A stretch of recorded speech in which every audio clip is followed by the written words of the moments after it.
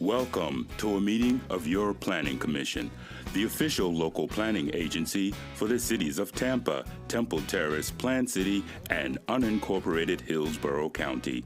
The Planning Commission provides innovative leadership and long-range vision that contributes to the creation of a thriving, prosperous community that offers opportunity, fairness, and choice in how we live, move, learn, work, and play.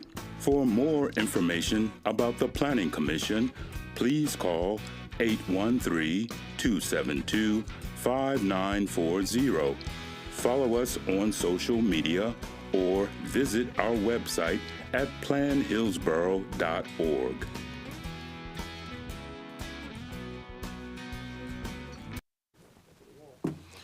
Welcome to the August 12th, 2024 regular meeting of the Hillsborough County City-County Planning Commission. We thank you for attending this meeting. Your comments and participation are encouraged. For those attending in person and wishing to speak on any agenda item, please sign the register at the rear of the room and turn off any devices that may be a distraction.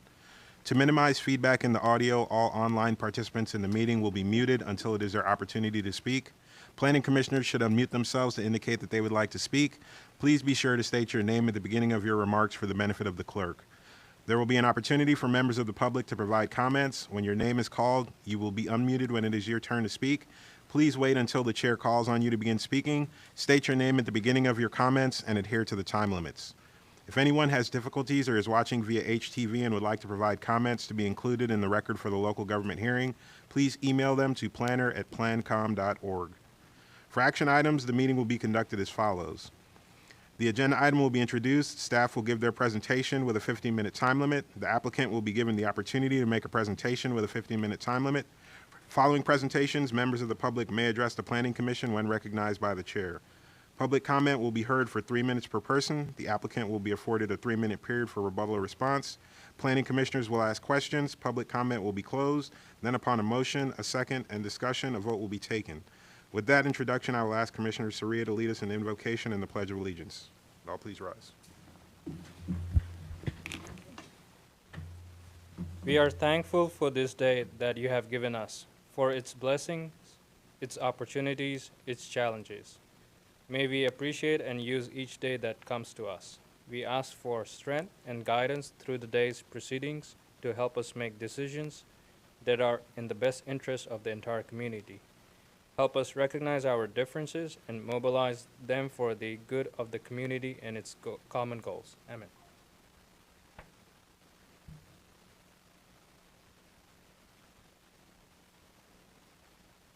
I pledge allegiance to the flag of the United States of America and to the republic for which it stands, one nation, under God, indivisible, with liberty and justice for all. All right, thank you, Commissioner Soria. All right, next up, with that, I'd like to ask the clerk to go ahead and please call roll. Bowden. Here. Buzza. Here. Cardenas. Here. Kona. Here. Fernandez. Here. Kress. Lauk. Soria. Here. Sebian. Here. Horton. Here. Rodriguez. Joseph. Here. You have a quorum, sir. Thank you. All right, next up is the approval of the minutes for the following meetings. Hillsborough County Planning Commission regular meeting minutes, July 8th, 2024, and Hillsborough County Planning Commission public hearing on City of Tampa Plan Amendments, July 8th, 2024. Is there a motion to approve? Motion to approve. All right, we have a motion to approve. A motion to approve by Commissioner Kona, a second to that motion by Commissioner Bowden. Any questions or discussions from the commissioners? Then all signify their agreement by saying aye. Aye. Those opposed? Motion carries unanimously. All right. Our first item of business, actually, we did not have anyone sign up in the public comment for items not for action tonight, so we will go to our first item. Our first action item of business is 3A, and that is the Tampa International Airport Master Plan update, and the presenters are Pete Ricondo and Katrina Corcoran. Good afternoon, Katrina Corcoran, Planning Commission staff. I'm here today to present on the Tampa International Airport Master Plan update. I'll be doing the consistency review presentation portion, and that will be followed by airport staff's presentation as well. So some background and requirements. The Planning Commission is required to review master plans of area authorities per Chapter 97-351 Laws of Florida. So the recommendation for consistency of the master plan with local jurisdictions' comprehensive plans is required. And Tampa International Airport is within both the City of Tampa and unincorporated Hillsborough County, so the master plan update, or MPU, is reviewed for consistency with both comprehensive plans. The next few slides give an overview of the master plan update. This is an over 600-page document, so it's very much a cliff notes of this master plan update. And of course, airport staff will be giving more details in their presentation as well. So Hillsborough County Aviation Authority, or HCAA, initiated a master plan update for TPA in November 2021. The MPU itself is a comprehensive study with short, mid, and long-term development plans to meet future aviation demand, so making sure that the airport is looking ahead and planning for its growth. The MPU has proposed capital projects that are categorized into 3 groups known as planning activity levels, or PALs. There are 3 listed here, and they are based on demand. So when the airport reaches a certain level of million annual passengers, they expect to implement those capital projects. The MPU also reviews advanced air mobility and early implementation of on-demand vertiport service in the Tampa region. So a vertiport is a type of airport for aircraft which land and take off vertically. So it's really meant for local and regional air needs. The MPU uses high-level assumptions through the review of FAA regulation, the airport's passenger forecasts, and industry insights. And the facility is estimated to require approximately 13 acres. The potential sites for passenger and cargo vertiports are based on several criteria that includes overall facility requirements, airfield and runway impacts, and impacts of existing and future land uses. The MPU also documents potential impacts on environmental resources due to its recommended projects for PALs 1 through 3. It does note that future projects may be subject to National Environmental Policy Act or NEPA review. And finally, the MPU also discusses existing and proposed sustainability and resilience-related programs, policies, and plans at TPA. So you can see here on the slide that the sustainability and resilience goals, there's a number of them. They include things like energy management, reduction in potable water consumption, emissions reduction, etc. For the consistency review here, this does include the Tampa Comprehensive Plan as well as the unincorporated Hillsborough County Comprehensive Plan. For organizational purposes, this slide and the next slide show the Tampa Comprehensive Plan policies, and the third slide shows the unincorporated Hillsborough County Comprehensive Plan policies. However, the analysis that I will go through is applicable with both comprehensive plans. So understanding the airport's short, mid, and long-range capital needs as described in PALs 1 through 3 ensures that the Planning Commission can continue to coordinate adjacent land use planning and growth management needs. Additionally, an understanding of future surface roadway improvements ensures that the TPO and other transportation-related agencies can coordinate with HCAA as needs arise. So that relates to the livable city fluke objectives and policies listed here, as well as the economic engines policies listed here. The comprehensive plans for both jurisdictions both include language on monitoring and supporting emerging technology. That's particularly as it relates to safety, sustainability, and access. The policies discuss reviewing evidence-based practices and methods for implementation of new technology. While advanced air mobility is still evolving, the MPU's forward-looking review of the technology, the potential site locations, and impacts to local and regional transportation options meets the intent of these policies. And again, those are related to the policies listed under the mobility section here. The intergovernmental coordination policies here relate back to the Planning Commission and the TPO coordination that I previously mentioned. Additionally, the MPU is generally consistent with the policies in the environmental sections of the jurisdiction's comprehensive plan, again listed here with the environmental section policies and objectives. Sustainability topics mentioned in the MPU represent policy direction from the jurisdiction's comprehensive plans on the reduction of potable water, use of Florida-friendly landscaping, and inclusion of green infrastructure. While these MPU goals are far-ranging, they're generally consistent with both jurisdictions' comprehensive plans, particularly as it relates to projects and innovations that integrate and promote the pillars of sustainability. And again, this slide shows the unincorporated Hillsborough County Comprehensive Plan, mobility section relating to these emerging technologies, capital improvement section relating to the TPO and the coordination between HCAA, Tampa International Airport, and coordination from there from the MPU. The environmental sustainability section relating to the environmental impacts of the capital improvements projects, and one water related to sustainability. The MPU is generally consistent with the cited policies of both jurisdictions' comprehensive plans. As projects are refined and proposed for implementation, additional information may be required to determine specific project consistency. So looking at if there are further impacts from environmental projects as they come up, that may need to be looked at further. If sites were determined for the vertiport, that may also need to be looked at further. So Planning Commission staff recommends that the Tampa International Airport Master Plan update be found consistent with the goals, objectives, and policies of the Tampa Comprehensive Plan and the Hillsborough County Comprehensive Plan. This concludes my presentation. I'm happy to answer any questions that you may have after airport staff have also presented. Thank you.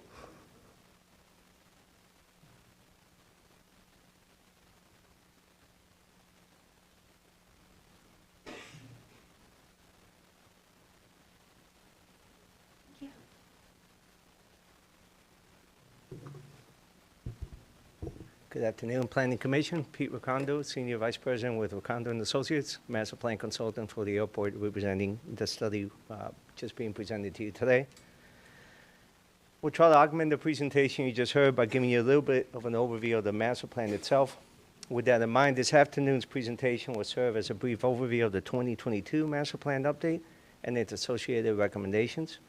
The presentation includes an overview of the master plan updates and its overarching goals, a summary of the future passenger growth projections derived as part of the study, and the master plan's short, medium, and long-term recommendations defined in the context of the three planning activity levels referenced in the prior presentation, and other proposed airport improvements.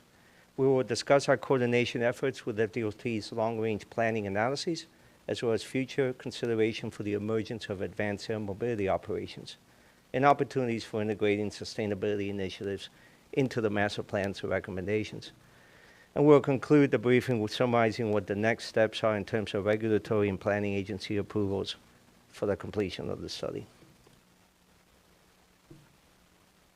So real quickly, as per the vernacular as defined by the Federal Aviation Administration, a master plan update is really a comprehensive, holistic study of an airport's needs, both capacity and operational, to serve the short, medium, and long-term development plans of an airport.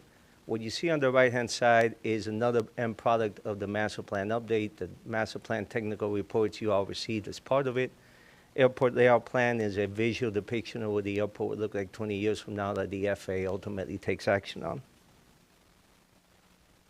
The master plan update included 6 primary goals, which were realized by the delivery of a work program comprising 13 sequential tasks. The 6 goals shown on this slide included the formulation of forecasts of future activity at the airport for a 20-year horizon, identifying and incorporating, as appropriate, emerging trends and future technologies in air travel, assessing the airport's airfield capacity, validating the capacity need and implementation timeline for a future Airside D concourse, validating the airport's overall terminal capabilities as well as those of the associated terminal roadways and curb fronts for serving previously defined capacity of those systems estimated at 34 million annual passengers, and assessing the needs and opportunities for additional capacity enhancements beyond that.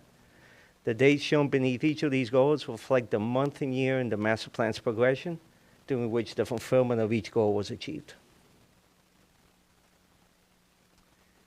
This slide summarizes a passenger forecast prepared as part of the master plan update, which formed the basis for all the recommendations I'll be presenting shortly. This slide also helps clarify some terminology you will hear me use throughout this presentation.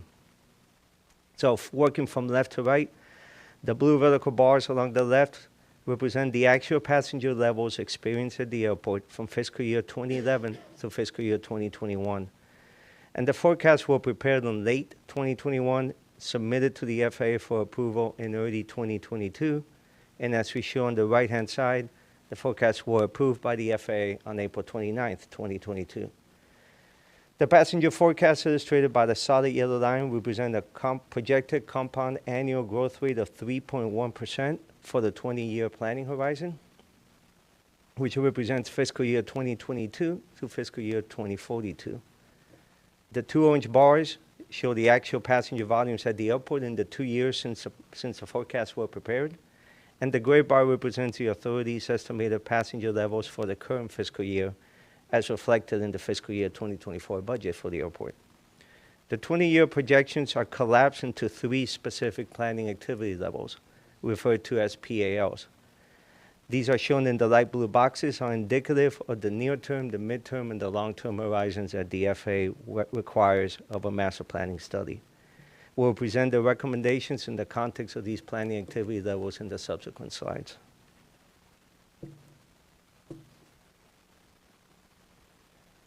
So, in summary, the master plan recommendations comprise 18 new capital projects for Tampa International, along with various airfield pavement geometry improvements that will gradually be completed as part of broader airfield pavement rehabilitation projects over the next 20 years. The small infographic icons illustrate the composition of these projects by project type, and the next few slides will further describe each project and their general location. The near-term horizon is reflected by planning activity level 1, which represents 30.5 million annual passengers. As a point of context, the airport currently is processing about 24 million annual passengers, so it's about 20% growth from now. In numerical order, as shown on this slide, the recommended projects include the expansion of the baggage sortation building located east of the main terminal building between airsides A and C, the expansion of the economy parking garage to provide approximately 2,500 additional parking spaces, roadway improvements for added capacity and operational efficiency along the Sky Center and economy garage parking areas, expansion of the fuel farm by 2 additional fuel tanks, the expansion of the Betty Cargo building by approximately 100,000 square feet, and the construction of a new taxiway capable of serving larger corporate jets and needed to support planned development along the east side of the airport. The midterm horizon, with 35 million annual passengers, is represented by planning activity level 2, and the improvements recommended to be in place as the airport reaches this demand threshold include the westward expansion of the employee parking surface lot along the north, expansion and modernization of the main terminal's ticket level needed to provide additional capacity and greater operating efficiencies. For those of you that are travelers of the airport, if you've been through the airport in the last 5 to 7 years when they finished the modernization of the transfer level, where you come in to go to the various airsides and get your gates, the ticket level kind of proposes a similar modernization, adding space to the building and then modernizing all of the areas that are within the building to create a more spacious atmosphere for passengers. Project 4 is the expansion of the red and the blue baggage claim lobbies to provide 1 additional bag claim unit, more or additional roadway improvements within the Sky Center area, and the construction of a 3rd additional tank in the field farm. And as we approach the long-term planning activity level 3, which comprises 38 million annual passengers, again, 50% growth from where we're at today. The proposed improvements include roadway improvements on 2 key airport segments, providing access to the economy parking garage and the rent-a-car center, as well as the Sky One office building. Remarking and pavement widening to support improvements to George M. Eden Parkway, which is the main access roadway in and out of the airport. Construction of 6 incremental gates, which will be achieved by converting existing aircraft parking positions or hard stands between airside C into contact gates. The image shown on this slide on the top right with the number 3 illustrates how the terminal facilities needed to support these new gates will be constructed around the existing baggage sortation building without impacting operations and functions of that building. The main transfer level, which is the area closest to the building shaded in purple and blue, will be expanded to provide the terminal functions being passenger screening, bag claim, and ticketing.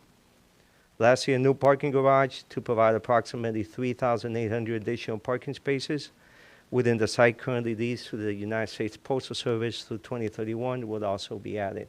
So these gates that you see on this diagram and the parking garage are in addition to what you see in airside D today, currently in the development phase, that will come online in the next few years, and in addition to the garage I spoke to earlier.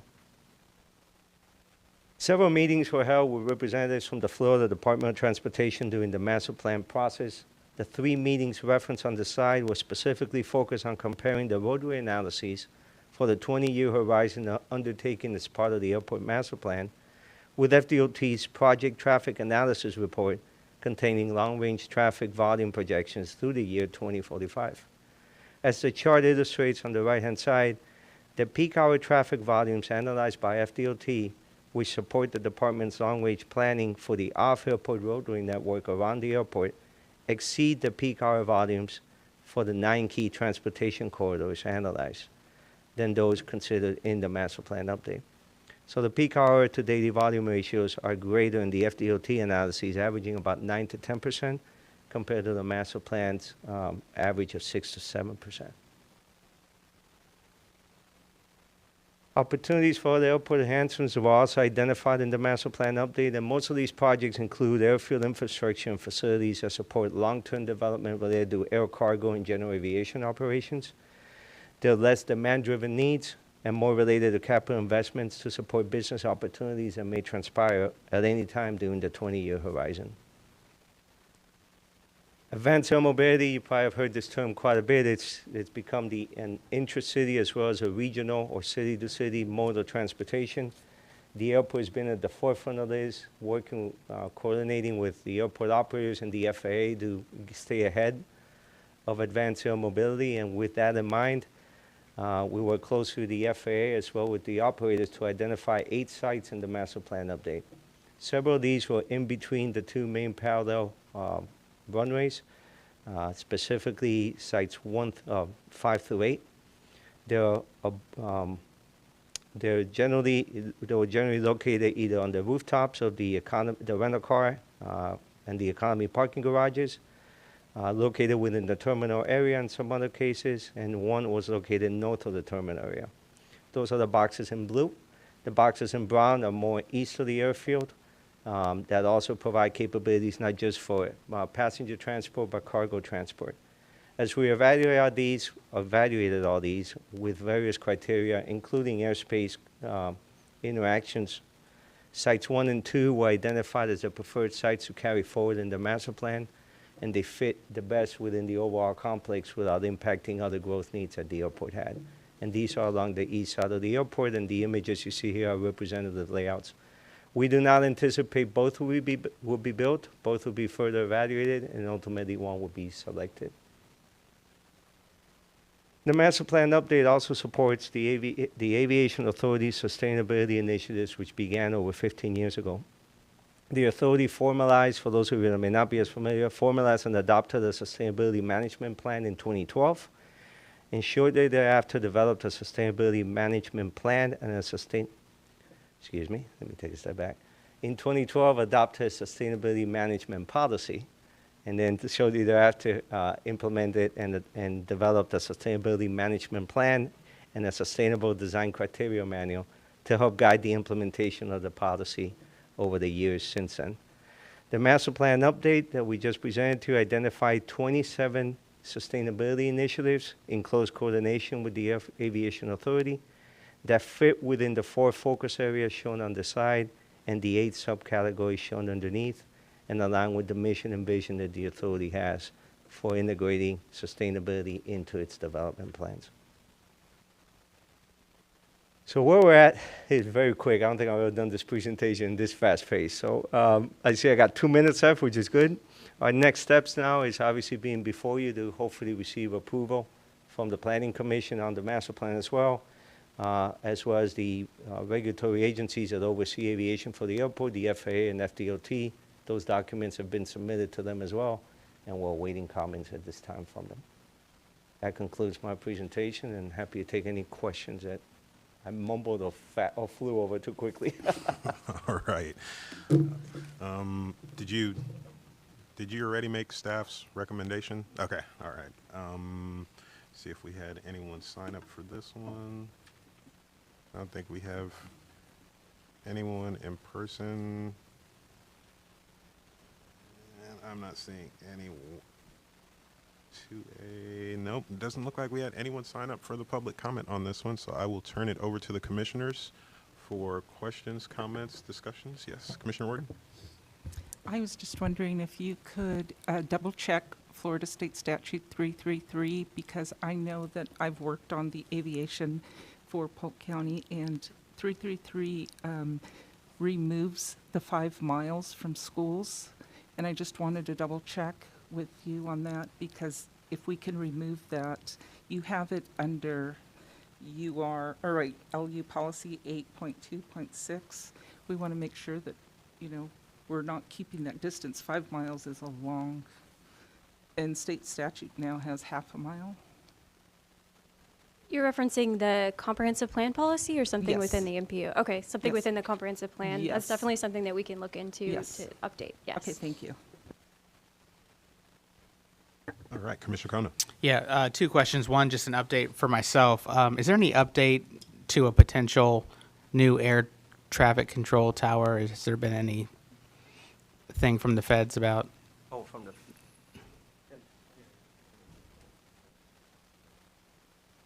Good afternoon, Jeff Siddle with Tampa International Airport. So yes, that's a process that's ongoing.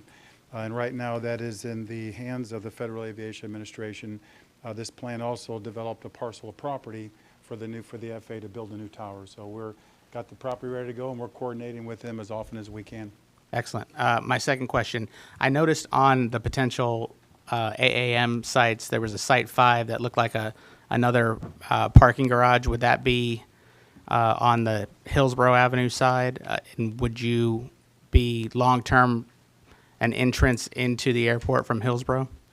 oh, thank you. No, the Site 5 that was on that side is on airport, and it was literally south of Hillsborough Avenue, north of the crossover taxiways in the area for future development, terminal development area.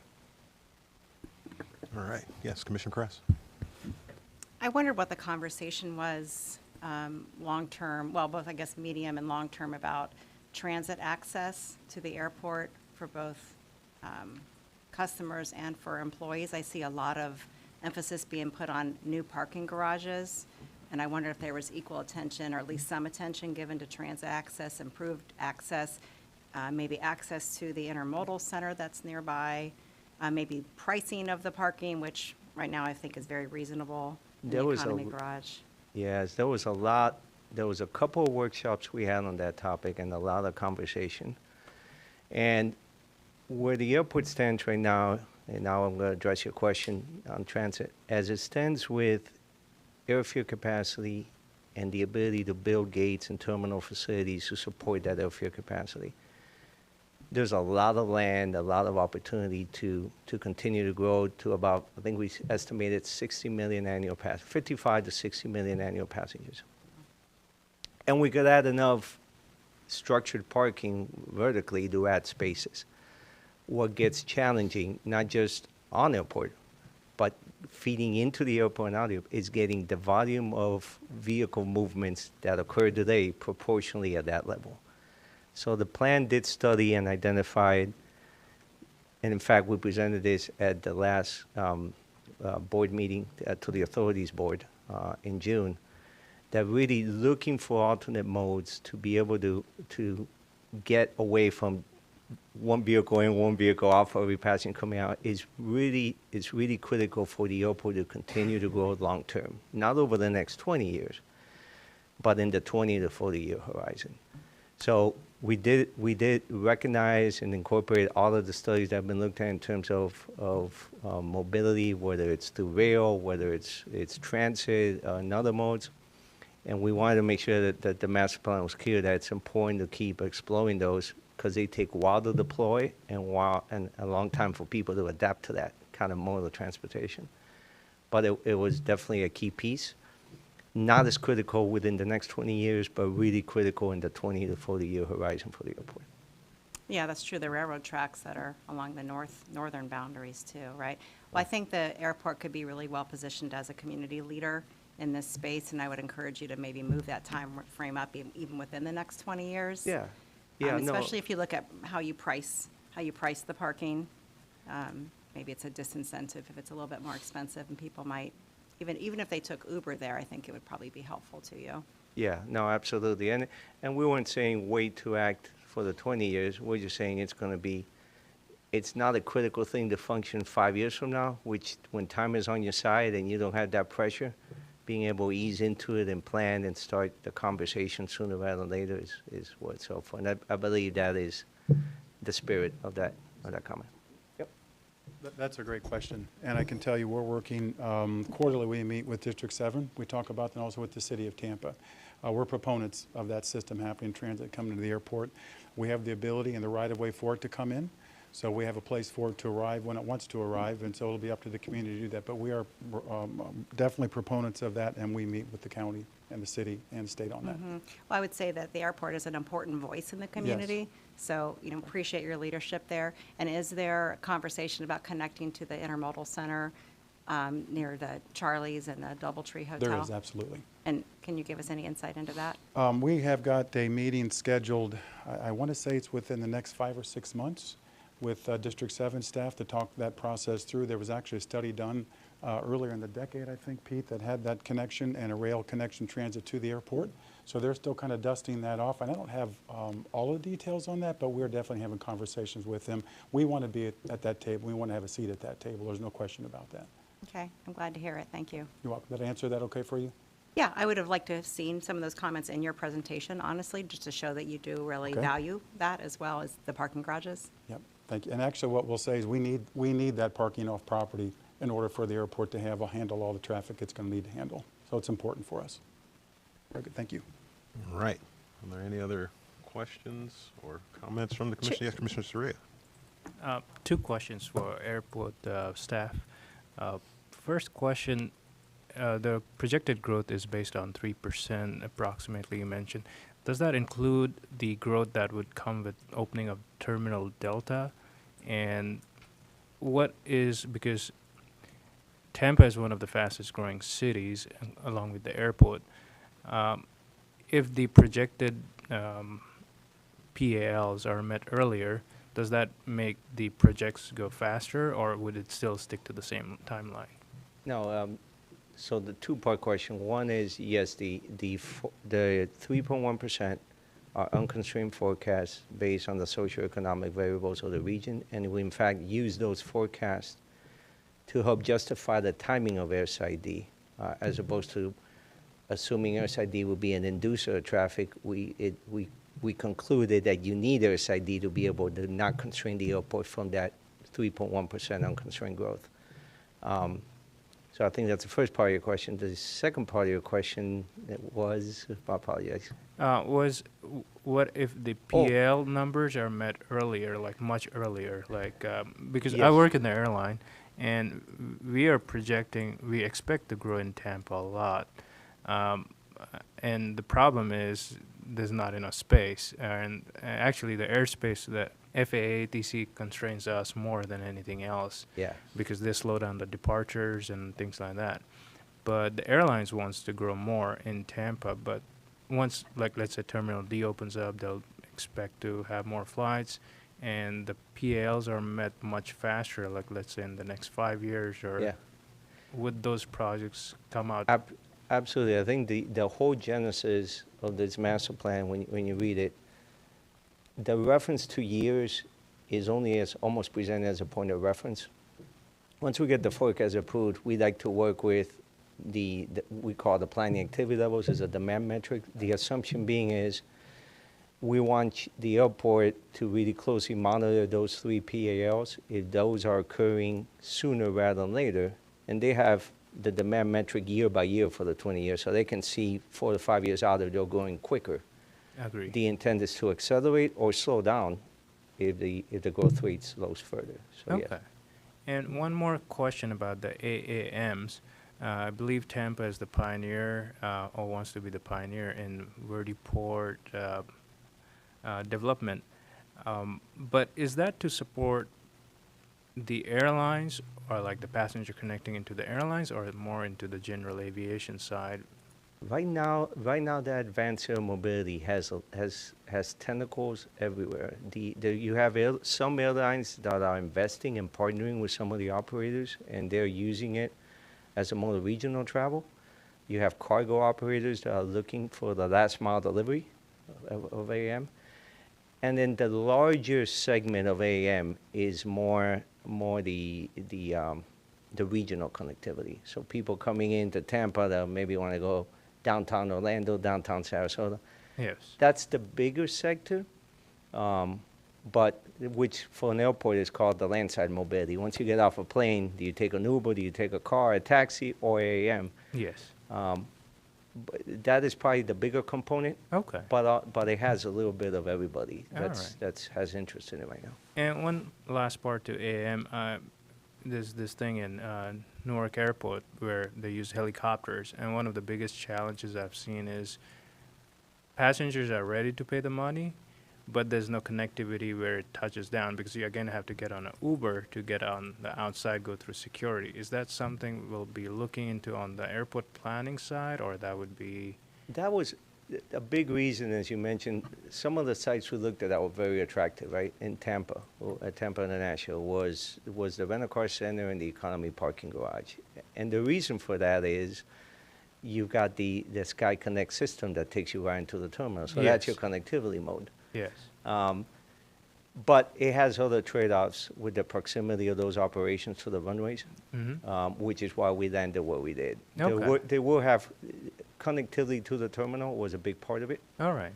So as it evolves further, I'm sure what we've laid on this master plan will be a starting point that the Aviation Authority will look to enhance further.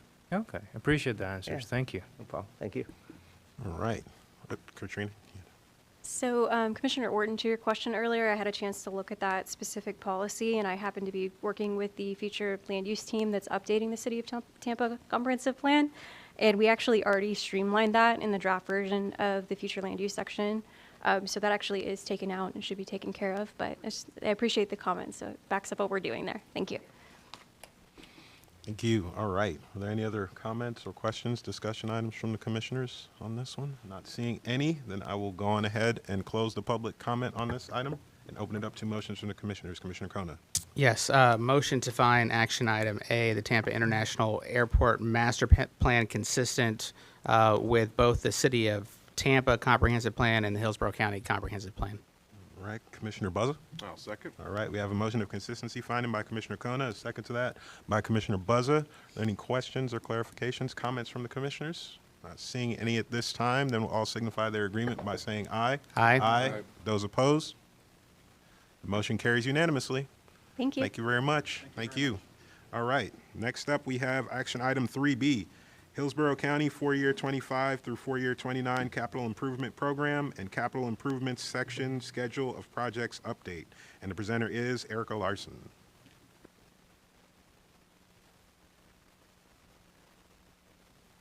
Good afternoon. This is Erica Larson, Planning Commission staff. This item is the Planning Commission's review of Hillsborough County's Capital Improvement Program, CIP, and Capital Improvement Section, CIS, Schedule of Projects Update. This is an action item.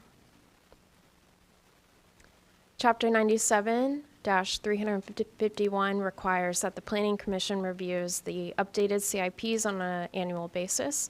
Chapter 163 requires that the schedule of projects or the list of projects addressing level of service and adopted in the comprehensive plan be updated on an annual basis. The update would replace the existing CIS schedule and the comprehensive plan with the schedule listed in your packets. County staff identified projects in the CIS that affect the level of service. These items make up the schedule of projects. The update is accomplished by ordinance, which is explicitly permitted under Chapter 163. Additionally, the plans of other agencies are incorporated.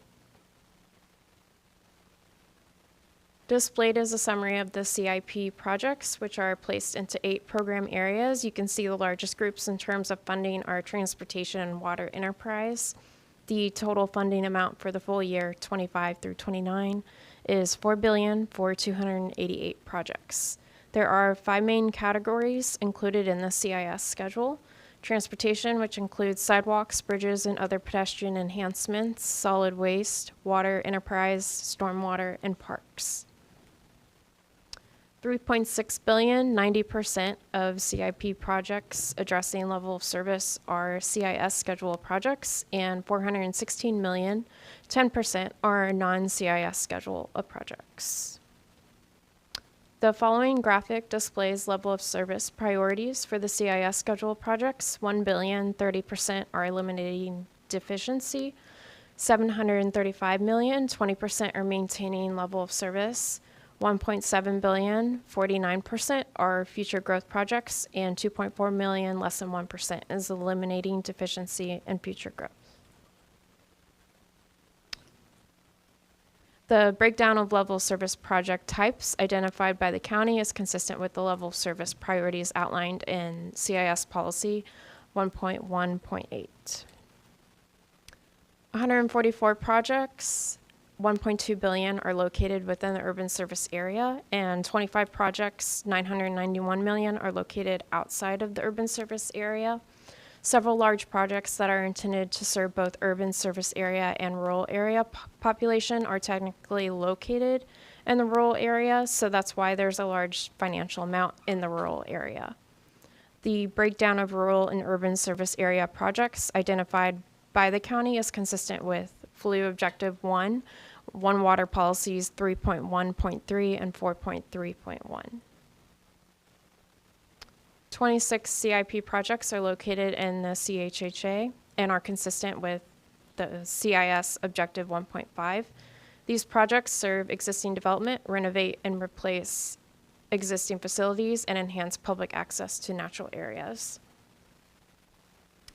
Planning Commission staff finds the county administrator's recommended full year 25 through 29 CIP and CIS schedule consistent with the goals, objectives, and policy of the Hillsborough County Comp Plan. This concludes my presentation. County staff and I are available for any questions.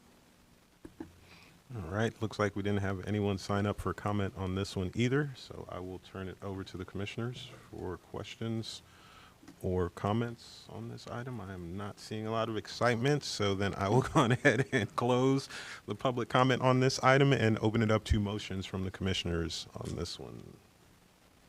Commissioner Buzza. Thank you, Mr. Chairman. I move that we find the Hillsborough County Capital Improvement Plan 2529 consistent with the comprehensive plan of the Hillsborough County and forwarded on. All right, we have a motion of consistency finding by Commissioner Buzza. Is there a second? Commissioner Surya? I will second the motion. All right, motion of consistency by Commissioner Buzza, seconded by Commissioner Surya. Are there any questions or comments from the commissioners, clarifications? Not seeing any, then we'll all signify their agreement approval by saying aye. Aye. Those opposed? Motion carries unanimously by those present, minus Commissioner Cardenas, who is out of the room. All right, thank you very much. We will move on to our next agenda item of business, and that is item 3C, LDC 24-1055, Unincorporated Hillsborough County Land Development Code, Text Amendment, Live Local Act, Projects, Criteria, and Zoning Requirements. And the presenter is Jillian Massey. Good afternoon. This is Jillian Massey with your Planning Commission staff, and I'm actually here to introduce Israel Monsanto from the County Department of Development Services. This is an action item. He'll give a summary of the request, and then I will follow up with our consistency review. Thank you.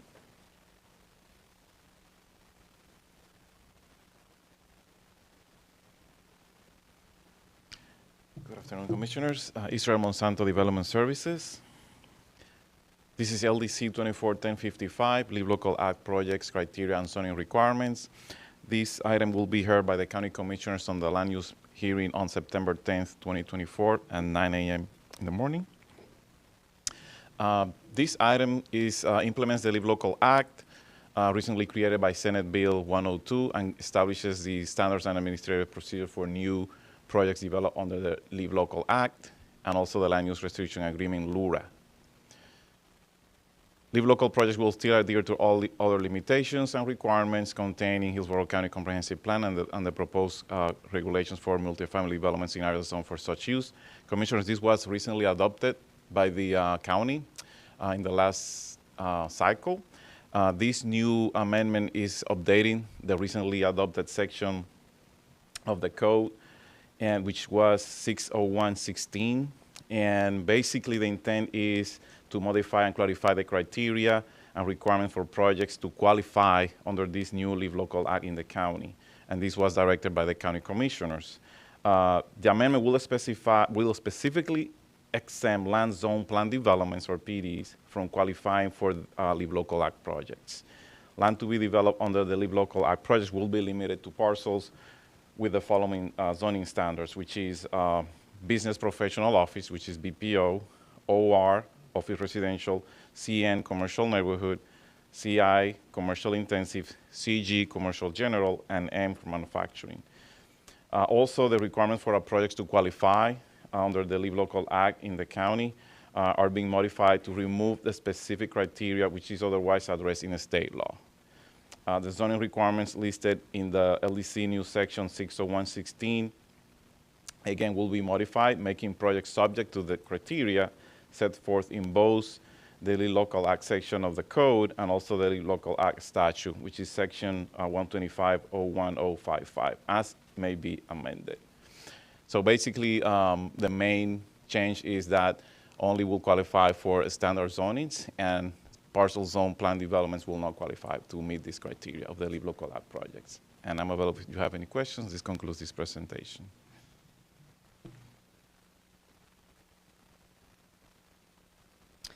Planning Commission staff has reviewed this Land Development Code text amendment 24-1055 and has found it to be consistent with several goals, objectives, and policies in the comprehensive plan, including future land use element objective 9, which states that all existing and future land development regulations shall be made consistent with the comprehensive plan, and that also developments must meet or exceed the requirements of all land development regulations as established and adopted by the county and the state.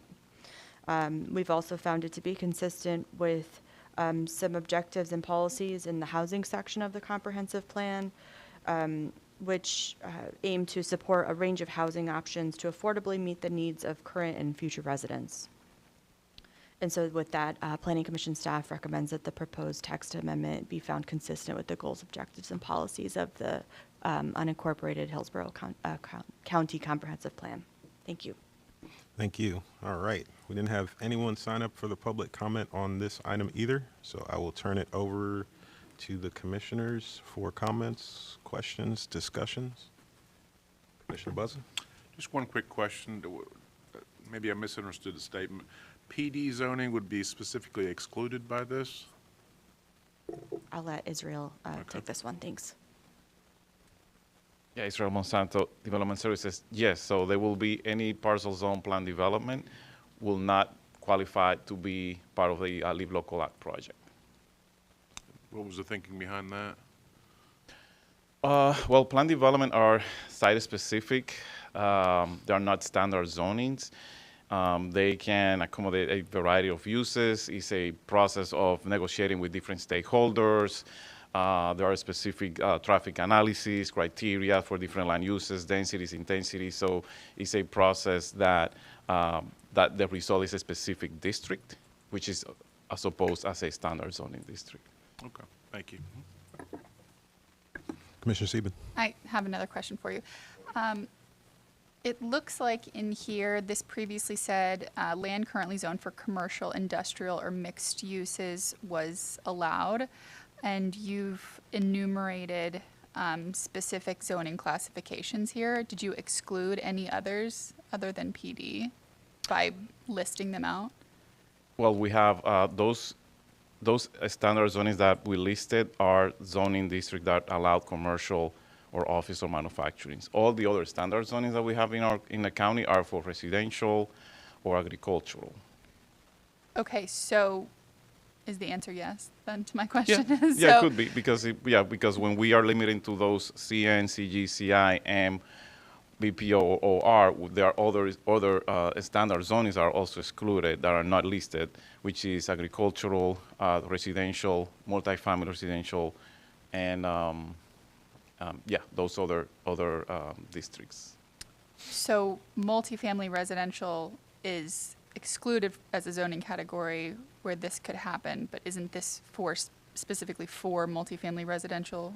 Yeah, the Live Local has specific criteria which Right. would increase densities, which is allowing also multifamily in zoning districts that would not be permitted today. So if it is zoned multifamily, you could have an affordable housing project because it's already zoned for multifamily. This one will just give you a higher density. You can still do multifamily in other standard zonings, just not that, not the standards that you are seeking if you want to develop a project under the Live Local Act, which is increasing density and sometimes height as well. So if you have an existing multifamily zoning classification and you wanted to use Live Local there, you can go up to the maximum density that Live Local allows? No, not in a multifamily zoning district. You have to be, the state statute says that you can ask for a Live Local Act project on land that is zoned for commercial or industrial mixed use, and that is only permitted in those zoning districts that we listed. It's not permitted in the multifamily or residential or other zoning districts. Okay, so the mixed-use zoning district and a multifamily zoning district both sometimes include multifamily residential, do they not? Multifamily allows for Right. multifamily. Right, and so this previously said that it allowed for mixed use, Well, where I imagine multifamily can mixed can build a use. mixed use project. Well, So we that's don't- why I'm wondering why you took it We out. don't have like multifamily per se, standard zoning districts. We have either commercial or residential or Right. multifamily, so Right. that's why it's excluded. I think, Israel, you misspoke there. We don't have a mixed-use Yes. standard zoning district. exactly. You said multifamily, so. I'm sorry, yes, Yeah, yeah. you're So correct. that's the Yes. issue, is that there's not a standard zoning district in the code that permits, that specifically is for mixed use. You either have to be in one of the other boxes. So what I'm getting at, and maybe I'm doing it poorly, is that it feels like we've removed the ability to have a mixed-use development as part of this, because it previously said that it allowed for mixed use, and multifamily is usually one of those categories under which you can get a mixed-use project. So I guess I'm confused how it's working. Well, I believe, and Israel can correct me if I'm wrong, yes, the state statute has enabled this in commercial, industrial, or mixed use. What the county has now done is proposed that apply only in those zoning districts that explicitly allow one of those things. They do not have a zoning district that specifically allows mixed use, so that really isn't enabled. Yeah, and that is exactly this. correct. So we eliminated the mixed use because the county doesn't have a mixed use zoning district. The only instances where you can have a mixed use in the county is if it is in a planned development, which is then now being eliminated from this criteria. Okay. You can have a mixed use in like a large multifamily project, though, correct? Yes, But- but only through a PD Ah, okay. You can, the only way to establish a mixed use project is through a PD. that I'm aware of, yeah. Okay. Yes. All right, thank you. Yeah. Okay. All right, were there any other comments, questions, or discussion items from the commissioners? Not seeing any. Going once, going twice. Then I will close the public comment on this item and open it up to motions from the commissioners on this item. Commissioner Buzzard. Thank you, Mr. Chair. I'd like to move that we find LDC 24-1055 consistent with the Hillsborough County Comprehensive Plan and forward on to the County Commission. All right, Commissioner Surya. Second the motion. All right, we have a motion of consistency from Commissioner Buzza, a second to that motion by Commissioner Surya. Are there any questions, comments, or clarifications needed from the commissioners before we vote? All right, then would all signify their agreement by saying aye. Aye. Those opposed? All right, we have two opposed. Commissioner Kona and Commissioner Seaman are opposed to it, and the other 1, 2, 3, 4, 5, 6, 7 of us are approving it. So motion carries 7-2. Is that right? All right. All right. All right. Thank you very much for the information, and we will move on to our next agenda item, item 3D, Port Tampa Bay. 3D, Port Tampa Bay Standard Work Permit Application, number 23-067, Davis Island Yacht Club, and the presenter is Lizzie Baker.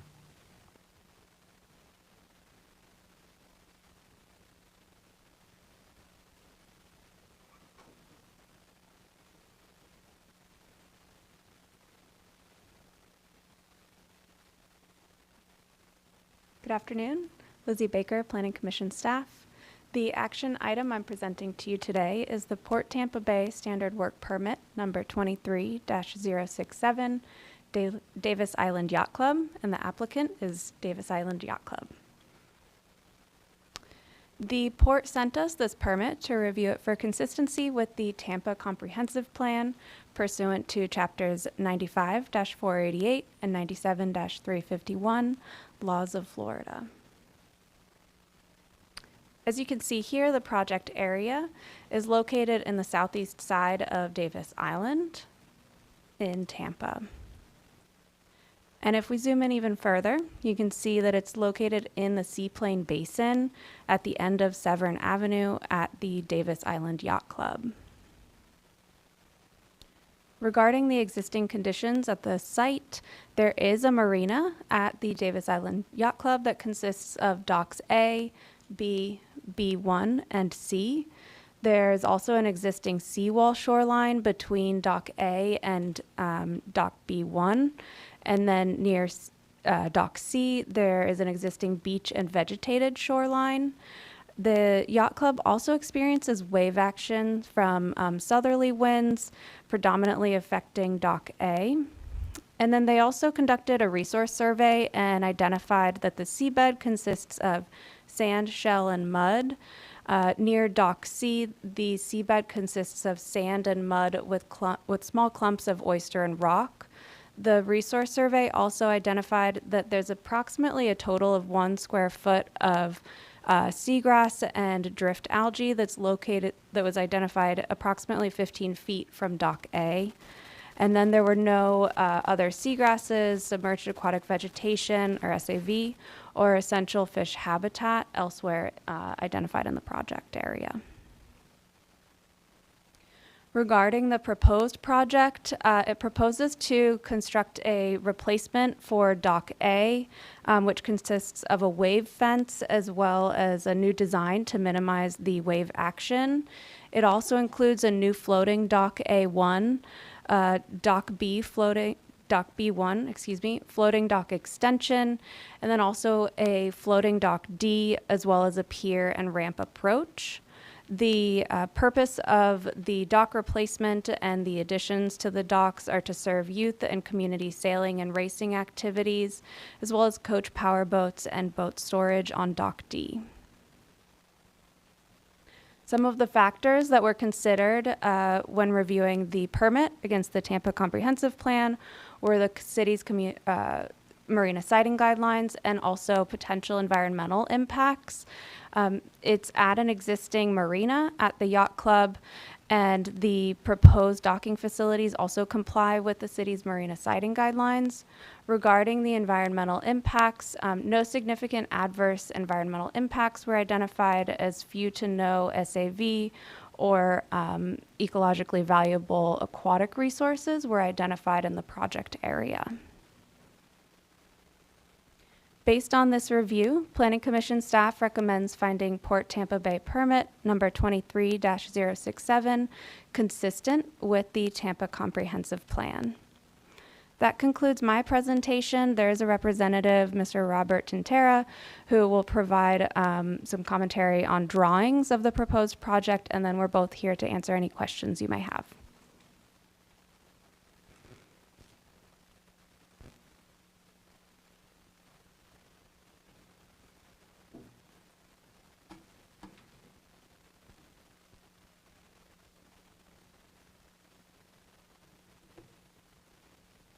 Thank you, Lizzie. My name is Robert Tintera. I'm the current Commodore at the Davis Island Yacht Club.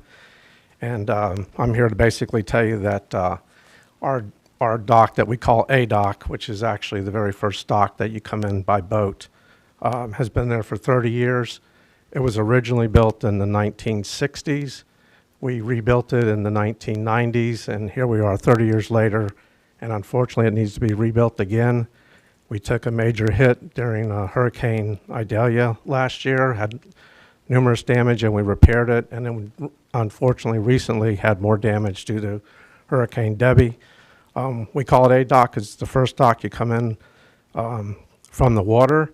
And as you can see, we've actually reduced the number of slips on that dock, and the reason we're doing that is we're actually going to build a wave fence on the outside of the dock, which will help basically remove some of the wave action in the basin. It gets very rough in there when we have winds out of the southwest. And at the same time that we're rebuilding that dock, we're actually had some floating docks donated to our club, and so we're actually just permitting the location of those floating docks that were donated to our club. The new dock is going to be basically a fixed pier wood dock with wrap piles. It's going to have composite decking, and like I said, the vinyl wave fence will help reduce the wave action in the basin. Our mission, we're a not-for-profit, and our mission is to support sailing in all its forms, and we think that this dock is both consistent and crucial to our mission. That's all. Any questions? Thank you. Thank you. All right. You gave us your consistency finding already, right, Lizzie? Yeah. Okay. All right. We have one individual sign up who I think may be with the applicant. I got Ed Rourke. Okay. All right. Let me just check online. Also, I don't think anyone signed up. Nope. All right. So I will turn it over to commissioners for questions, comments, discussions of this one. Commissioner Sieben? I just want to say I learned to sail at Davis Island when I was a kid, so thank you guys for everything you do for the community. I think it's a really good resource for us. Thank you. We have a very good, strong youth sailing program. Obviously, it just ended last week because the kids are back in school today, so it was a very successful year this year with youth sailing. All right. Were there any other comments, questions from the commissioners? Not seeing any. Oh, Commissioner Soria. Yeah, one question I had. I understand you're upgrading because of the damages, but is there a possibility to upgrade, like, because to increase the capacity, like, vertically as well, so more people can have boats? Because is there more demand? So while you're rebuilding, aim for the future as well, or something like that? You're talking about additional boat slips? Yeah. Well, we have a land lease with the city, so we would have to expand that land lease with the city to basically add more docks if we were going to do that. Okay, so it's more challenging, or, okay. Thank you. All right. Are there any other comments, discussion items from the commissioners? Not seeing any, then we'll go ahead and close public comment on this item and open it up to motions from the commissioners on this item. Commissioner Soria. I would like to forward a motion to find for Tampa Bay Standard Work Permit application number 23-067 Davis Island Yacht Club consistent. All right, we have a Commissioner Bowden. I second the motion. All right, we have a motion of consistency finding by Commissioner Soria, a second to that motion by Commissioner Bowden. Any questions or comments from the commissioners before we take our vote? Not seeing any, then we'll all signify their agreement by saying aye. Aye. Those opposed? Motion carries unanimously. All right. Thank you. Thank you. All right, next up, we are done with our action items, so we are moving into briefings and presentations. And our first briefing is 4A, TACPA 24-06, Comprehensive Plan Text Amendment, Coastal Management Section Update, and the presenter is Sean College.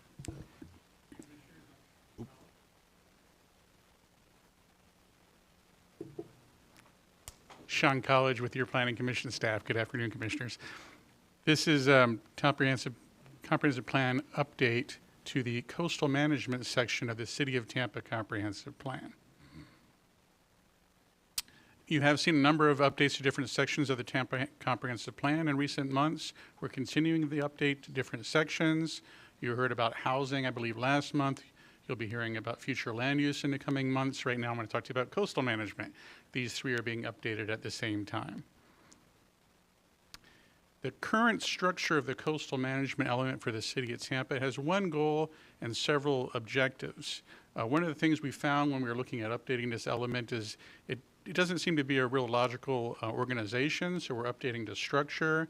The updated plan, or a section of the plan, will now have 3 goals, and the objectives under those goals will better relate to those goals. You'll see natural resources with its own objective. Resiliency has objectives on beaches and shores. Coastal high hazard and climate change, evacuation and shelter, and it's appropriate to a resiliency goal. And then a goal 3 is a water uses and development goal, which has objectives on uses, marinas, dredge and fill, land use development. So it's a more logical organization, I think more user-friendly. Some of the more highlights of some of the changes we're going to see in this element. There was a no net increase criteria of density, residential density in the coastal high hazard area that was in the coastal management section. That is being reworked, and you're going to see that moved to the future land use section. So it's not going to be in the coastal management section, but you'll, in the coming months, be briefed on that and how it's going to change in the future land use section. We think it'll work better in a new structure. Policies on public expenditures in the coastal high hazard area are being moved to the capital improvement section, and that's more appropriate than the coastal management section. We think works better in the capital improvement section. There's an increased focus on resiliency, climate change, and sea level rise. These are emerging issues that need to be addressed in the comprehensive plan, and we're looking at that, and it is better addressed in this upcoming update to that element or section. There's a focus and encouragement on freeboard consideration. This is an important tool to reduce flooding and address sea level rise, and that's being addressed in the comprehensive plan that gives the structure for the city to do whatever it feels is appropriate with regard to freeboard requirements. And as with all the sections, we're streamlining the policy text, we're removing duplications and obsolete policies to make it a modern, updated section. The next steps, this is your briefing on this item. We're initiating public outreach. We have been coordinating with the City of Tampa staff throughout this update on this section. We're going to go out to the public. We're going to go out to stakeholders, environmental community, and get their feedback. We're going to meet out in the community tomorrow evening, and as well as online at meetings for people who can't come in person. We expect this to come back to you for public hearing in November, and then to City of Tampa for transmittal in January, and hope for an adoption hearing in March or April of next year. We have a project page on our website that we make available to everyone. Gives all the updated drafts, where we are. You can see all the language, and excuse me, and people can provide comments there through the web page. There's also all the different resources that are available, as well as the meetings that we're having for the public to be able to find out where they can come and ask questions. I'm project manager for this item as well. I'm being assisted by Lizzie Baker of our staff. And so please contact me if you have any questions or concerns. And that concludes my presentation. Thank you. Thank you. All right. Were there any questions? Or, yes, Commissioner Seaman. I had a few notes on this. I'm not sure if you'd rather me just send you an email on it or talk about them now, but it's your choice. I can do either, but I'm happy to take your comments, and we can certainly address them. okay. Just real quick then, objective, there were like 4 of them that I thought were maybe a little bit of a stretch. 2.2.8 says encourage a minimum of 3 feet freeboard for new developments and redevelopments. I just thought maybe, code would be the one to govern that, and maybe, it's not really up to us to make those sort of determinations. 2.2.12 said except when prohibited by the city, all utilities should be installed in subdivisions, including but not limited to those required for distribution lines, electric services, telephone, telegraph, CATV, shall be installed underground. A lot of times you can't necessarily install those things underground, so that's maybe something we should leave to the utility companies. I don't know that that's something we should be necessarily commenting on. Obviously, it's preferable, but in some situations, I don't know that it's possible. 3.1.2, for areas with non-industrial future land uses in the coastal high hazard area, the following guidelines apply to encourage compatibility between water development related uses and their surrounding areas. And number 2 said that proposed use will not contribute to the use of land or water resources in an inappropriate manner. That just felt really subjective and not really something we're going to be able to guide necessarily, maybe like too subjective of a standard. And then the last one was policy 1.9.1, limit public expenditures for infrastructure within the coastal high hazard area to new or retrofit stormwater management facilities for water quality enhancement of stormwater runoff. limiting the public expenditures in the coastal high hazard might be tough, considering it's pretty much the border of all of South Tampa. So, and I know how important the infrastructure there is for the residents of South Tampa. So maybe that one is something to reconsider as well. Those are all very good comments. I do, off the top of my head, know a little bit about some of these. The freeboard one, the first one, we specifically put the word encourage because we were trying to, you're exactly right, we don't want to dictate exactly what the city wants to do. So that was an effort to support their efforts but not mandate anything specific. But, we can certainly talk about that. And then on 2.2.12, in terms of the underground of lines, there was a different policy in the plan, and we updated it. And the way we updated it is actually pulled exactly what's out of their code. So it's almost word for word from the code. We thought that wouldn't, conflict. That's what the city's already doing. But we can talk about that offline if you want to some more. And the other two. Yeah, I'll have to look at that a little bit. Yeah, you might have a point with this being subjective. We'll try to make sure that makes sense. And with the last one, the public expenditures, we'll look at that one as well offline.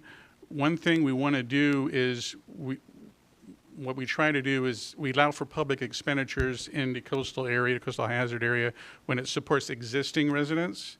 But we don't want to have infrastructure that encourages more density in a hazardous area. So we're trying to walk that line.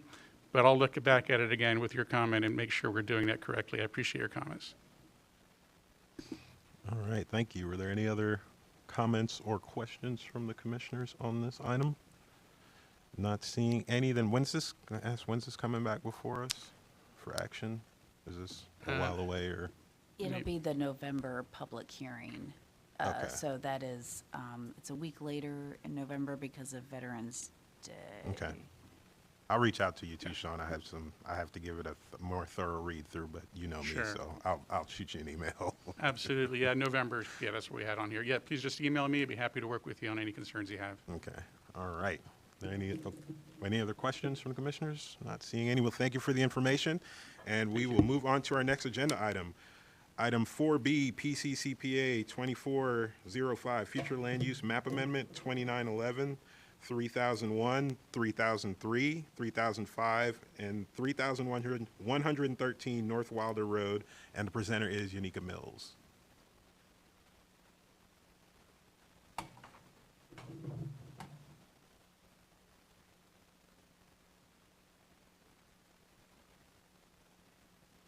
Good afternoon, Commissioners, Unica Mills Planning Commission staff.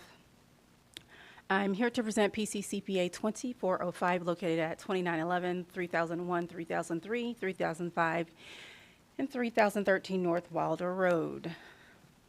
This is a privately initiated plan amendment, small in scale. The site includes five parcels totaling a little over 5 acres. And the applicant is requesting to change the future land use designation from Hillsborough County Residential 1 to Plant City Commercial. Here's a site location map. The site is located within the northeastern portion of Plant City and within the northeast Plant City area master plan, more specifically on the west side of Wilder Road, south of Sam Allen Road, and approximately a half mile north of Interstate 4. Here's an aerial of the area. The site is outlined in pink. Though it's not on this aerial, there was the recently developed South Florida Baptist Hospital that's located to the northwest. There is single family surrounding the site to the south.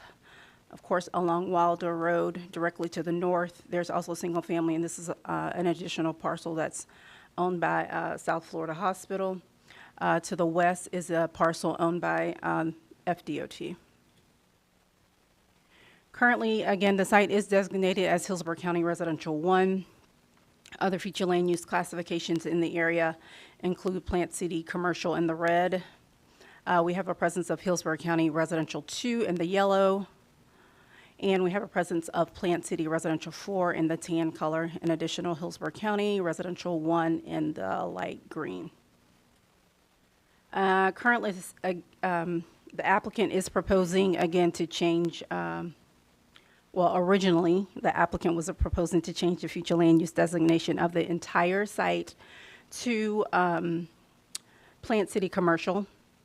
They did revise their application late last week, and now they're requesting to change the back half of the site to commercial to align with the commercial to the north, and then closer to Wilder Road, they're requesting that that portion of the site be designated as light commercial office.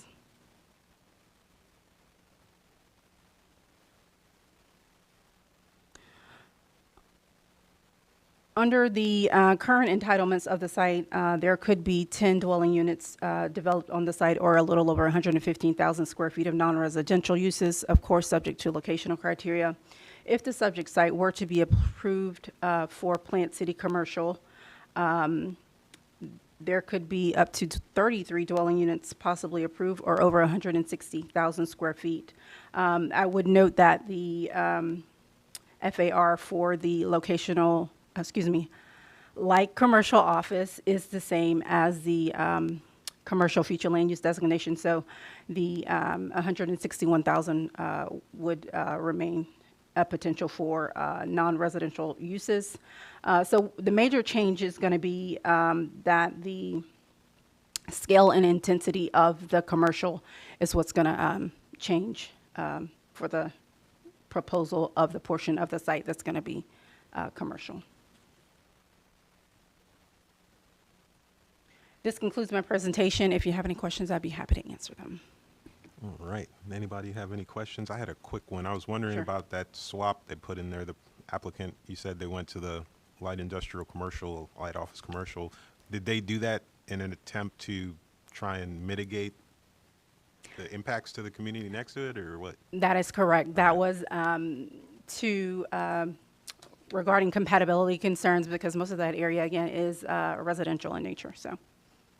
Can I ask a question? Sure. Obviously, this area is a bit of a hodgepodge because we're on like a line between Plant City and Hillsborough County. Right. So normally, if it was all one, we could sort of say, well, things should sort of bleed into each other. But because they're separate, how do we, as staff, kind of look at that? Are we okay with just putting like commercial next to like a single-family residential because it's a jurisdictional split, or do we still want to consider like alleviating the impacts? Even though it's two different municipalities, like how does staff sort of look at that? I would say we still want to consider alleviating the impacts, whether it doesn't matter the jurisdiction. Okay. Are there any other questions or comments?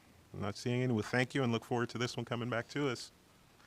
And next up, we have item 4C, PC CPA 24-06, Future Land Use Map Amendment, 4280 and 4320 Swindell Road. Presenter is Krista Kelly.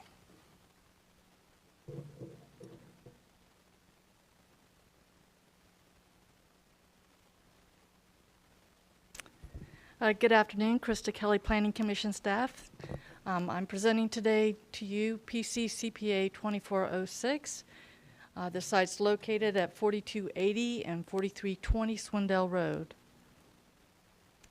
This is a privately initiated small-scale amendment. It consists of two parcels, contiguous parcels, totaling approximately 14 acres. The applicant is requesting a change from Hillsborough County Light Industrial and Residential 1 to Plant City's Industrial.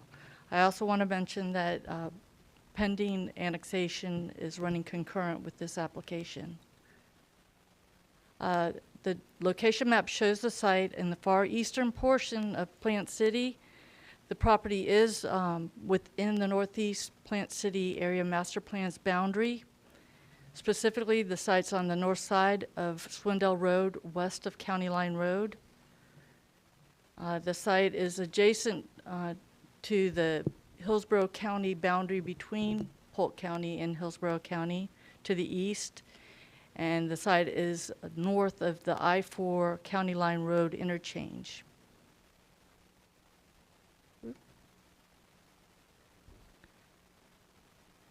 This is an aerial of the site you see outlined in yellow. The site, as you can see, currently is developed with the rural home sites and used for agricultural purposes. The site has access to, in fronts on Swindell Road, on the north side of Swindell Road, and is convenient to County Line Road, Swindell Road, and Frontage Road. The site is, the site and surrounding area is generally a mixture of residential and agricultural uses, particularly to the west of Swindell Road and Frontage Road. Immediately to the west of the site, there is a rural scale neighborhood. These homes in this neighborhood front on Myrtle Lane, which is off of Swindell Road. To the north, the site is vacant, and I'm going to point it out. It may be familiar to some of you. This was a large-scale amendment, over 200 acres. The request was to amend the land use from agricultural designations and a rural residential designation to industrial. It was approved in 2023. I bring that up because they are moving forward with industrial, a plan for a distribution center, a large industrial development. And this site is adjacent. Also to the east, this is in Polk County, but I wanted to point it out. It is a logistical center. And to the south, another commercial operation. There are commercial developments clustering around the I-4 interchange. This is the adopted future land use map showing the site outlined in black. As you can see, the northern portion is designated Hillsborough County Residential 1 currently, and the southern portion is light industrial. It's pretty much divided 50-50. As you can see again, this amendment site is now designated industrial, Plant City Industrial. The neighborhood I pointed out to the west, and this is Myrtle Lane, is designated Residential 1, and then to the south, adjacent to the interchange and including the interchange, is designated an industrial. This is the site with the proposed land use shown. As again, I show that this site is adjacent to the larger industrial tracts. So currently, the amendment site has a development potential for up to 6 dwelling units per gross acre, and approximately 72,000 square feet of non-residential. If the amendment were approved, to change the future land use designation on the entire site to Plant City Industrial, the residential use of the site would be eliminated, and it would allow a range of uses such as light industrial uses, business parks, and site-intensive commercial uses. That concludes my presentation. I'm happy to answer any questions you might have. Thank you. Are there any questions from the commissioners, comments on this one? Not seeing any. Then we'll thank you for the information. Move on to our next item of business. 4D, PCCPA 24-07, Future Land Use Map Amendment, 2618 and 2710 Bennett Road. And the presenter is Yanika Mills. Again, Unica Mills Planning Commission staff. The applicant requested a continuance of this item earlier today, so you all will not be briefed on this item until November. We'll bring it back then. All righty then. Thank you. Next up, we have, hopefully, we have item 4E, the TTCPA 24-01, Future Land Use Map Amendment 5416 and 5418 Rainbow Drive, and the presenter is again Unica Mills. Unica Mills Planning Commission staff, I'm here to present TTCPA 2401, located at 5416 and 5418 Rainbow Drive. This is a privately initiated plan amendment, small in scale, at 0.42 acres. The applicant is requesting a future land use designation change from Temple Terrace Residential 4 to Temple Terrace Commercial.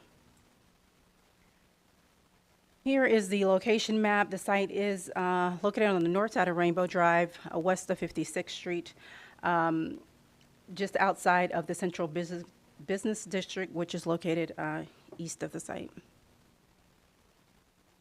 Here's an aerial of the site outlined in pink.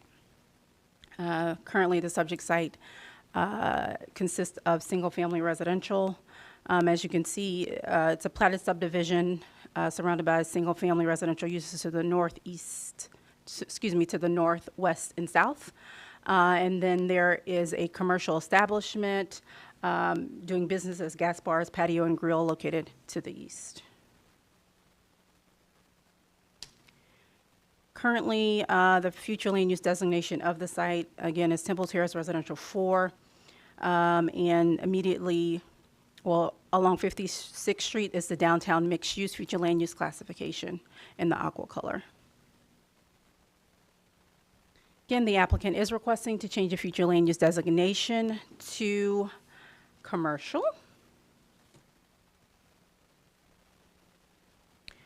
Under today's current future land use with an acreage of 0.42 acres, the site could develop up to 1 unit with no potential for non-residential uses. If approved, the site could potentially develop up to a little over 9,000 square feet of non-residential uses, however, would lose the potential to develop residential. This concludes my presentation. I'd be happy to answer any questions you may have. Thank you. Were there any questions or comments from the commissioners on this one? I'm not seeing any, so we'll thank you and look forward to this one coming back to us. And move on to our next agenda item, 4F, TT CPA 24-02, Future Land Use Map Amendment, 10851 Rollerson Ranch Road. And the presenter is Krista Kelly. Thank you again, Krista Kelly, Planning Commission staff. I'm presenting TP CPA 2402. The site's located at 10851 Rollerson Ranch Road.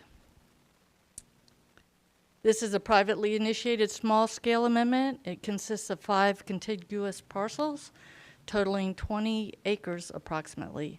The applicant's requesting a change from Temple Terrace Public Semi-Public to Temple Terrace Residential 18. As you see on the general location map, the site's located in the far eastern portion of Temple Terrace. The site specifically is south of East Fowler Avenue. I'm sorry, it's south of East Fowler Avenue and east of Rollerson Ranch Road and I-75 Fowler, I'm sorry, I'm just misspeaking this. Okay, it's east of the Rollerson Ranch Road and I-75 interchange. It's also west of the Tampa Bypass Canal and some other public lands owned by the Water Management District, and it's located north of US Highway 301. Here's an aerial of the site outlined. The site is located outlined in pink. As you see, the site is currently vacant and is spatially buffered from the uses in the surrounding area by roadways to the north and west and by public lands to the east. The site is adjacent to the Karen Patel High School and a mix of residential and agricultural uses to the south. This is adopted future land use map showing the site designated Temple Terrace Public, Semi-Public. As you can see, the Bypass Canal and other public lands are designated the same designation. To the south, the area is designated Community Mixed Use. To the north, the area in the county is designated Natural Preservation and Suburban Mixed Use. This map shows the proposed change to Residential 18. And as you can see, it appears to be an island of Residential 18.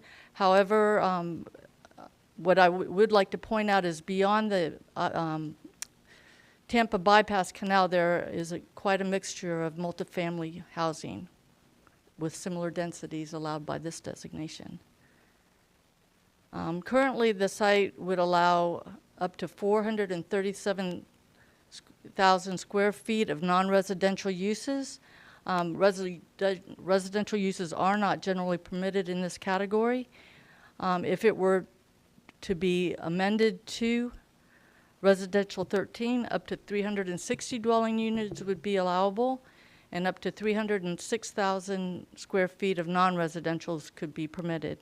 Overall, the proposed amendment would introduce a range of residential uses, including multifamily, and decrease the amount of square footage allowed for non-residential development. This concludes my presentation, and I'm happy to answer any questions. Thank you. Were there any questions or comments on this one from the commissioners? Not seeing any, then we'll thank you for the information. Thank you. Look forward to this one coming back and move on to our next agenda item, number 5, Executive Director's Report. And the presenter is Melissa Zornita. Good afternoon, Melissa Zornita, Executive Director. At your seats, you have a copy of a list of activities highlighted from the last month that either myself or staff have conducted. A couple of items that I wanted to point out. We've had a number of meetings with county commissioners, briefing them on the process for looking at the urban service area expansion, specifically within the Balm and Waimama areas, which were directed to be the first phase of the expansion. Additionally, we've had a number of coordination meetings with county staff. We are looking at procuring a consultant to assist with facilitating the outreach that needs to occur with the impacted property owners in those two areas. We're looking at having outreach meetings this fall on that, and public hearings with you all after the holidays. So I mentioned the contract. We believe that that consultant will be under the $50,000 limit that I can procure, but I wanted to make you all aware that we would be needing some assistance on that. As we then look to, staff is also working on a larger request for proposals for the two larger expansion areas that the I-4 corridor and Little Manatee South. Those areas will need more master planning, and we anticipate needing a larger dollar amount of consultant services for that project. We had our Flip Junior program over the course of the summer, both in Tampa Heights and in Town and Country. That concluded at the end of July with a visit to the office, and they got to meet with Chair Joseph and share with him some of their letters articulating their concerns about their neighborhood in terms of planning. So that was a great event. Thrilled that we were able to support those two communities and engage with the elementary and middle school kids on planning. We've had a number of work sessions with the City of Tampa on the update of their future land use element, the outreach on the future land use coastal, as you heard from Sean earlier, and housing sections begins tomorrow night with an in-person outreach at the Hannah Avenue City Center, and with a virtual outreach next week, as well as some targeted stakeholder meetings. We are looking at a small contract with PSG, which was the group who did the future land use assessment. As a part of that, they've done a number of maps for us, maps that as City Council looks at these items and as we get public outreach, we're anticipating those maps will need to continue to change. So we could use a little bit more of their support. So looking at a small contract to assist with that. Earlier this month, had a meeting with the county staff. There was a request from the county commission that we look at the comprehensive plan holistically for any policies that might be utilized in evaluating whether or not Live Local Act projects are appropriate, things that might guide where affordable housing is appropriate or not appropriate. So staff is working on that with a goal of having something back to the county commission at their September land use meeting. We had a public hearing with the Board of County Commissioners last Thursday night. They adopted 3 items. They adopted the plan amendment regarding utility extensions in the rural area. They had previously modified that to exempt the Keystone area from those new provisions. They adopted the policy that was added to One Water related to a new statutory requirement for wastewater, and they adopted the update of the public schools facilities element. They transmitted Goal 4 of the future land use element, which is they had previously continued to ask for some changes to the locational criteria. They have a couple more changes that they might want to the locational criteria that we're going to look at before it comes back for adoption. They also transmitted Goal 6, but expressed serious reservations about adopting Goal 6. So we will be presenting back to them what the plan would look like without Goal 6, because it would require renumbering and things like that. So appreciate that they transmitted it so we could get kind of the administrative side of that cleaned up. They transmitted the local functional classification and the Palm River Community Plan. As I mentioned at your hearing on July 29th, they had previously adopted 5 of the goals at the beginning of June. Planning Commission staff missed a statutory deadline. Those were intended to go back to the board for adoption on August 8th, but we presented to the board that the one positive to us missing the deadline, which I'm still very unhappy that we did, but trying to make lemonade out of lemons, we saw that there was the potential that all of these pieces could get adopted at the same time instead of in 2 pieces. So the board continued those items to September 17th, where we'll have 1 hearing and hopefully adopt all the goals of the future land use update and it be all updated at one time, which would be great. There was 1 item that was acted upon by the city of Tampa. It was the plan amendment on Westland Avenue, 2401. You all found that consistent, and it was approved on second reading in July. We have our next meeting on September 9th, where we'll have a regular meeting and those items from Plant City and Temple Terrace on the hearing. I did want to mention that the county administrator's budget came out in July, and they did include all of the requests that the Planning Commission made as part of our budget requests. That all has to be approved by the Board of County Commissioners in September. So, but that's a good first step that they were included in that process. Also at your seat are some flyers about Safe Streets Week, which is going to be the week of October 8th. We've got a number of events that are occurring in different parts of the community.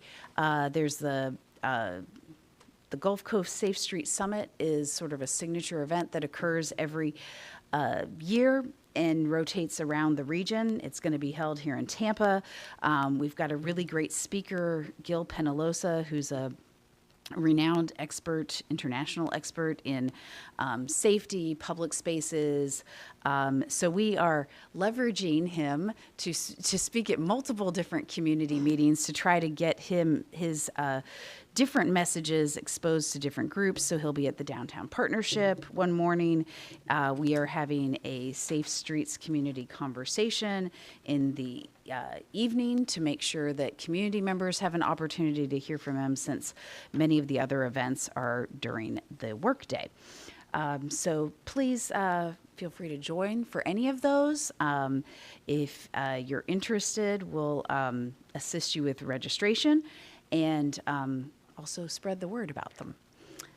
That's what I had for my report. I'd be happy to answer any questions. All right. Were there any questions, comments, discussion points from the commissioners? Not seeing anybody look spent. So thank you for the information.